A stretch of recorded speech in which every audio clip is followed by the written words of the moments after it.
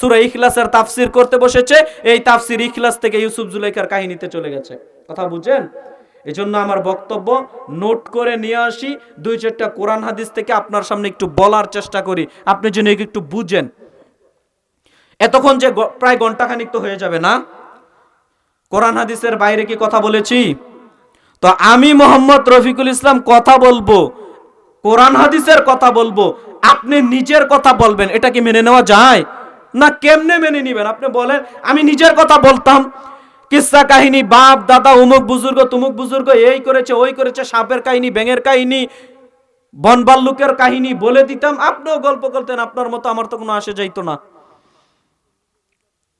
অতএব প্রিয় ভাইয়ের আমার, যে অল্প কিছু কথা হবে কোরআন হাদিস থেকে হবে। প্রথমেই বলেছি দলিল প্রমাণ সহ প্রায় হাদিস বুখারী মুসলিমের অনুবাদ করছি আপনার নিকট, কোনো বানোয়াট কথা বলছি না।